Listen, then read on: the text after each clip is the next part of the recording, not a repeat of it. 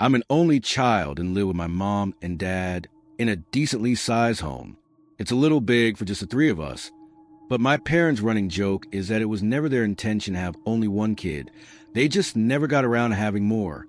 Anyway, I was 15 when this happened. It was a rainy Saturday night sometime in May. I can't remember exactly when this happened, but I do remember that it was during one of the last weekends before summer started up.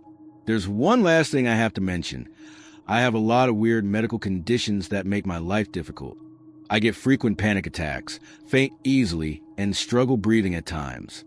I'm also one of those weird people who needs complete and total silence to fall asleep. Like, even a small fan is enough to keep me awake. I've mostly learned how to deal with it, but sleepovers and vacations are still unbearable. People always tell me they love the sound of rain and that it helps them fall asleep, but it does the exact opposite for me. It doesn't rain often where I'm from, but every now and then we get these insane downpours that keep me up all night. To be fair, it wasn't a full-on thunderstorm, but it was raining heavily enough to keep me up. No matter what I tried, I couldn't block out the sound of raindrops pattering against the roof. It was late, sometime well after midnight, when I faced the reality that I wasn't going to sleep anytime soon. So I got out of bed and thought about ways I could expend some energy. Eventually, I decided to go for a little walk in the rain. This wasn't the first time I had done that. Walking in the rain was actually something my parents encouraged me to do when I couldn't sleep. We live in a very safe residential area, and there's a huge public park that borders my house. So being out late isn't dangerous at all.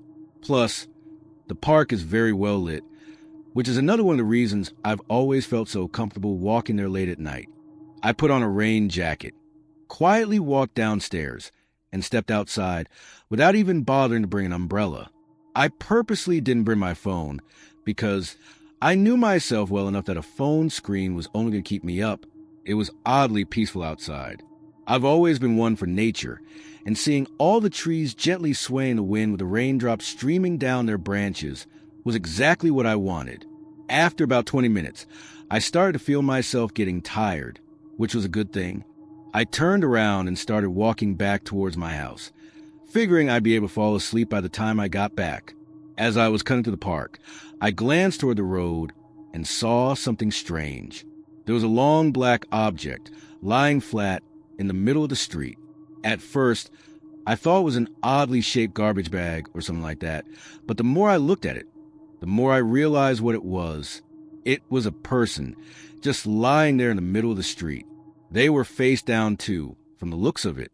I felt a sick feeling bubbling up in my stomach. The only thought bouncing around my brain was the likely possibility that they had been hit by a car and were injured or worse. There was no other logical reason why someone would be lying motionlessly in the street, especially while it was raining.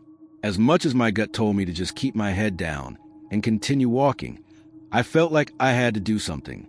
My parents raised me a certain way. If I see a person in need, I have to help them. So against my instincts, I started approaching the person in the street. As I got closer, I was able to make out what they were wearing: black pants and a dark plaid shirt. Definitely not the type of attire someone would wear during heavy rain. Judging by the clothing, it was a man, but that's what I'd already assumed. I'm not sure if it was the gravity of the situation or something else, but as I was walking toward the street, I realized for the first time that night how cold I was. Like the rain was lukewarm one second and ice cold the next, if that even makes any sense. As I was closing in on the road, a screech rang out from somewhere behind me. Instinct took over, and I whipped my head around, adrenaline flooding my veins. It sounded like a howl, but slightly off, like a wounded animal. That's the only way I can describe it. A quick scan of the tree line revealed nothing. The sound must have come from deeper in the park, meaning there was no imminent danger. Still, the sheer strangeness of it all had my heart racing. I had never heard anything like it before, and the lack of an explanation was what triggered that feeling of pure fear. But that feeling was about to get 1,000 times worse, because when I turned back around and faced the street, that person wasn't lying down anymore. They were sitting perfectly upright, staring at me. In that moment, everything started fading and my vision narrowed. The only thing keeping me from passing out, right, there was a muffled sound of 1,000 raindrops pattering all around me. Before I could react, that person stood up and started sprinting towards me with a demonic smile on his face. And what's worse, he was holding what looked like a kitchen knife. Up until that moment, I didn't know what it meant to truly fear for your life. I snapped out of my haze and ran as fast as I could in the opposite direction. As soon as I started running, I heard him yell, "I'll kill you," at the top of his lungs. The wet grass made it impossible to run at full speed, but my one saving grace was that whoever was chasing me would have to deal with the same thing. I didn't want to lead him to my house, so I ran toward the trees, hoping I could lose him in the park. That's where the screech had just come from, I know, but I didn't have another choice. I didn't look back once. I just ran like my life depended on it, and considering how insanely cracked out that guy looked, I think my life actually did depend on it. I ran towards the densest part of the park, hoping I'd be able to hide in there before he caught up to me. I didn't even know if he was still chasing me, but I didn't care. Part of me felt like if I stopped running, the fear would catch up to me, and I'd pass out immediately. I made it into the woods, and right when I was about to throw up from exhaustion, I ducked behind a tree and tried to catch my breath. I looked behind me, and there was no one, or at least no one I could see. The only thought on my mind at that point was how in the world I was going to get home safely. I didn't feel comfortable moving, so I just waited there.